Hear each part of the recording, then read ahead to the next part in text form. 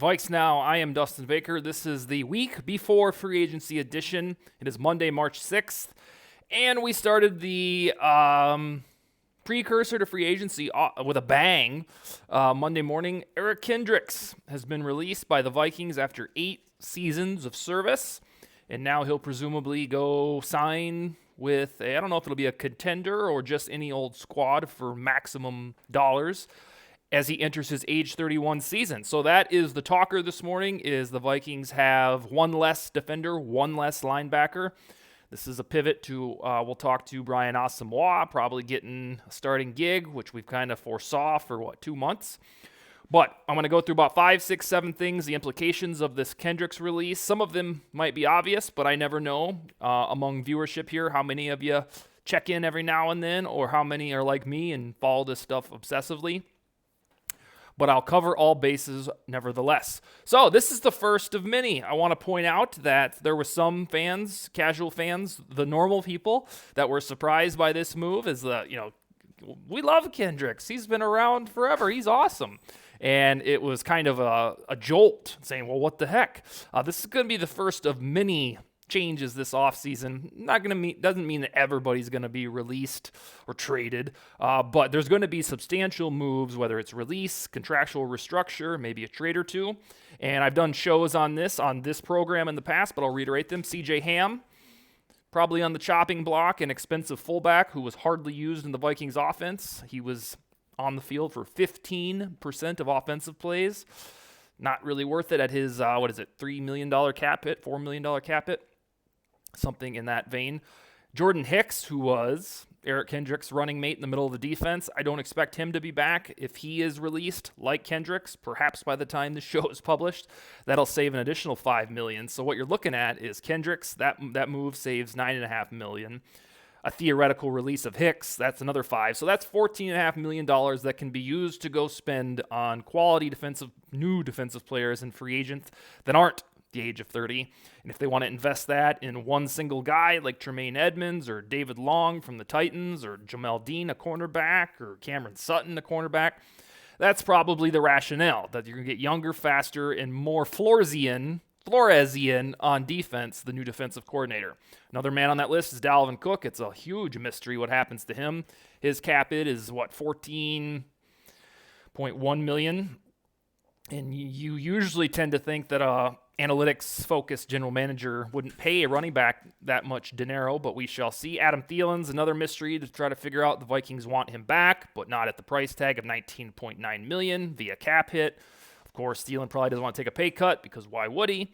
And then the last one that I think Zadarius Smith will return, but he could still be a cap casualty with a low dead cap sum, but some juicy savings if you wanted to end the Z era. But indeed, this is an end of an era for the Vikings, because Kendricks has been on the squad since the marvelous 2015 draft. The last man standing from that draft class, in retrospect, is now Danielle Hunter. About half that draft class stunk, but that's how draft classes go. And the guys that put butts in seats were Stephon Diggs, Eric Kendricks, Danielle Hunter, and to an extent, Trey Waynes. It was a mammoth of a draft class, a home run for Rick Spielman, and probably a top 3 in the annals of Vikings history for a single draft class. But Hunter is the last man standing, and he could also leave this offseason, although that would be a little odd. I expect his contract to be extended. But yeah, I'm guessing if most of you watch a show like this, you've been a fan for a very long time.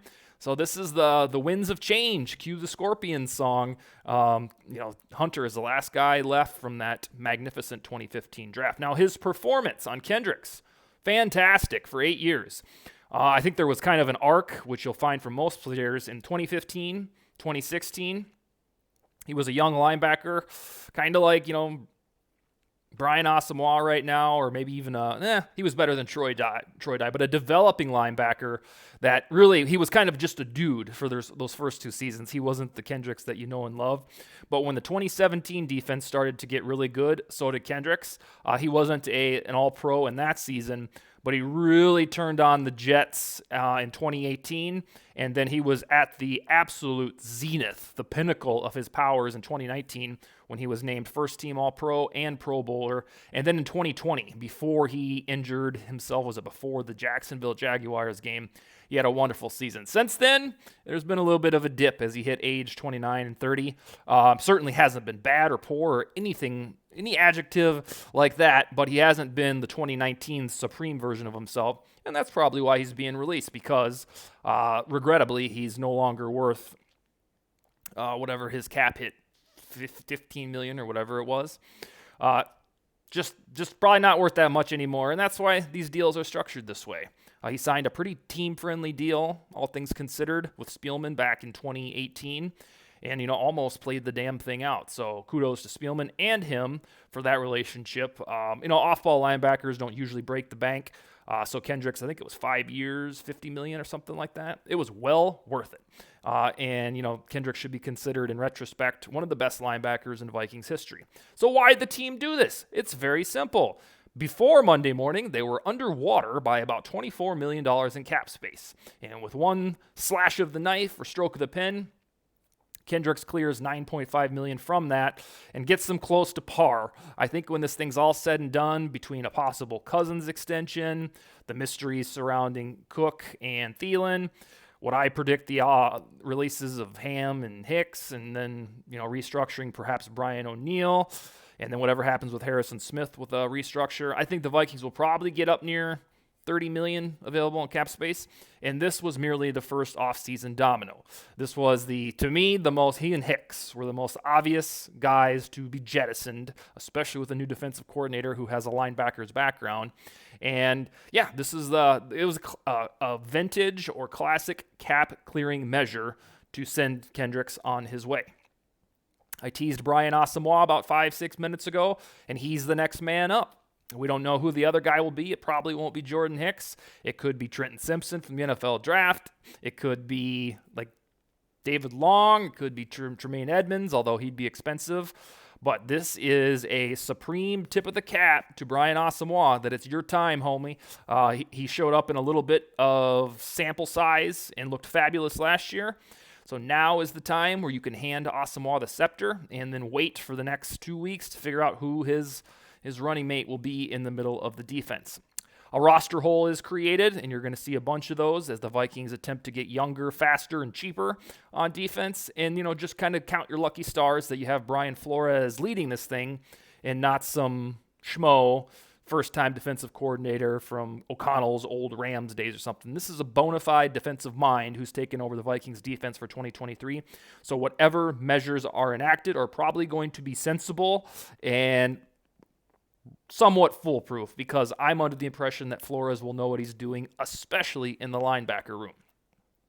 But the only reason I mention a roster hole is because somebody's got to fill it, whether that's free agency or the draft. I don't think they'll roll with Hicks again, nor do I think they'll promote Troy Dye as a starting linebacker. William Quinku is intriguing, but I don't know if you want to roll with him week 1 of 2023. So expect a different linebacker coming to the team in the next 2 months. Could be a week from now, could be NFL draft, and that guy will pair with Brian Asamoah. In all likelihood, you'll have a brand new off-ball linebacking core for the purple team in 2023. And then here's the deal. So I teased, or I flat out said a few minutes ago that some folks were surprised by this, and bless your heart, you should be. You shouldn't follow it as closely as I do. You're healthier than I am. There's no reason to follow football this close like maniacs like me.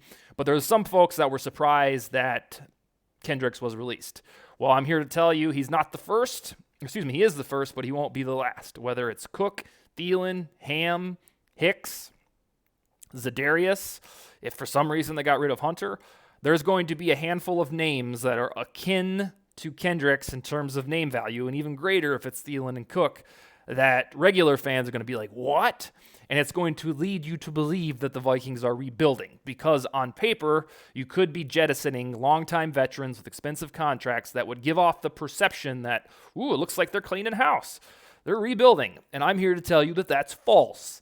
The Vikings are in it to win it again. Every single leader they have, from Kwesi Adofo-Mensah to Kevin O'Connell to Brian Flores, has talked about the championship standard and their commitment to winning in 2023, not regressing from the 13-4 record, and hopefully, finally, after at that point, it'll be 63 seasons, winning a Super Bowl for the first time. But if you, whether it's today, tomorrow, or within the next 7 days, if you see releases of Thielen or Dalvin Cook or Jordan Hicks or CJ Ham, you're going to see some people chirp that, oh, look at this is a rebuild. And that is not true. This is what happens for guys when they start to approach age 30, or in Thielen's case, exceed it. They go elsewhere. They're too expensive for the team that drafted them or welcomed them aboard via undrafted free agency. The Vikings are not rebuilding or tearing it down for some tank. They're just trying to improve within the parameters of their salary cap. And unfortunately, for vibes and folks' emotions, that does involve Kendricks and could involve Thielen, Cook, Ham, Za'Darius. Who knows who else is on the docket? So not a rebuild. People love that word. Kwesi Adofo-Mensah was asked about tanking at the NFL Combine, and he called it unconscionable. So none of that is happening. I don't know if the Vikings will finish 13-4 again. Probably not, but they're going to be in it to win it because that's the Viking way, whether you like it or not. All right, we'll be back tomorrow to chat. Who knows what the next domino will be, but we'll assuredly chat about it. Wednesday, our good friend Dustin is coming back on. He's been on a couple times. He's that Vikings fan. That's his handle on Twitter. And then either tomorrow or Friday, we'll talk with Josh Fry about some of this offseason smoke for your Minnesota Vikings. That's all I got for Monday. And Skol, baby.